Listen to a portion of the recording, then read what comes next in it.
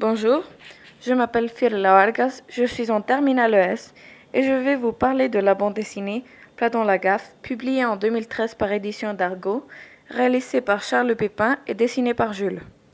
Ce livre aborde la question philosophique du travail en racontant l'histoire de Kane, un jeune stagiaire embauché dans une grosse boîte de philosophes appelée le Cogitop, qui fait rapport au cogito de Descartes. Sa devise est un service des cerveaux, puisque tous les salariés sont des philosophes célèbres. À la tête de cette entreprise se trouve Jean-Philippe Dieu. Plus bas, Thérèse d'Avila comme secrétaire de direction et Nicolas Machiavel comme conseiller de direction.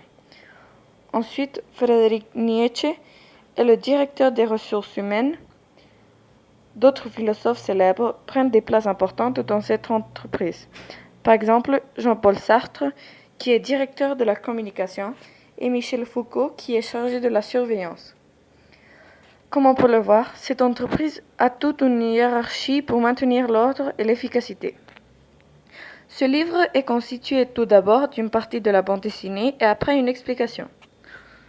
Il est dit que le travail est dans ses origines une punition, mais qu'avec la réforme protestante, c'est devenu une activité humaine ayant le pouvoir de faire fructifier l'œuvre de Dieu. Le travail représente pour certains patrons le rêve d'une collaboration entre le développement personnel des salariés et des résultats de l'entreprise. Néanmoins, ils incitent des gens par des raisons économiques. Comme le dit Charles Pépin, c'est toute l'ambiguïté de la notion de ressources humaines.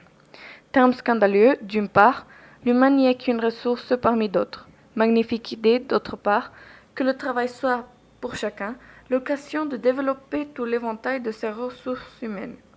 De plus, l'homme devient une machine qui agit mécaniquement dans son travail, et pour le dégrader plus, les patrons ont instauré l'open space qui consiste à surveiller les salariés dans ces petits bureaux.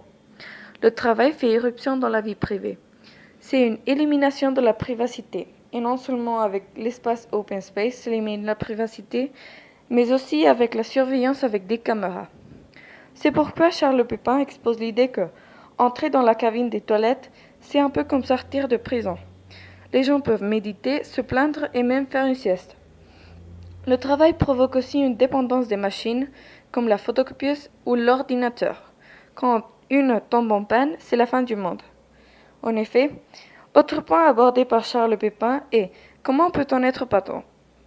En fait, on le sent venir avec le prénom du directeur général du Cogitop, Jean-Philippe Dieu. Le patron doit être un peu comme Dieu, omniprésent. Il doit être là même quand il n'est pas là.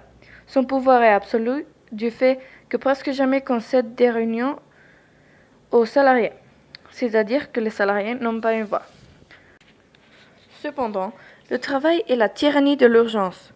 Comme le dit Charles Pépin, la dictature de l'urgence dans les grandes entreprises ou administrations s'explique aisément. Courir derrière l'urgence, c'est se sentir utile, obtenir des résultats dans un délai court et avec de l'espoir d'une reconnaissance. Ce n'est pas une surprise que les salariés soient désencouragés, puisque le monde du travail est finalement un monde de mélange. Un mélange de compétences et d'expériences, de savoir, d'innovation et de processus, de décision et de répétition, de plaisir et de peine, de mobilisation et de battement, de succès et d'échec. C'est un mélange humain. Enfin, le travail est la plupart du temps une contrainte du corps. Il nous suit partout. Au bar avec des amis avec des questions comme « Qu'est-ce que tu fais ?», ou à la plage avec des mails du bureau. Comme le dit Marx, nous risquons de n'avoir le choix contre la simple exploitation et la pure aliénation. Pour conclure, j'ai bien aimé le livre. C'est très intéressant et en plus ça fait rire si on arrive à comprendre les petites blagues. Ce n'est pas pour tous puisque ça nécessite d'une certaine culture générale. Tout de même, je le recommande. Merci.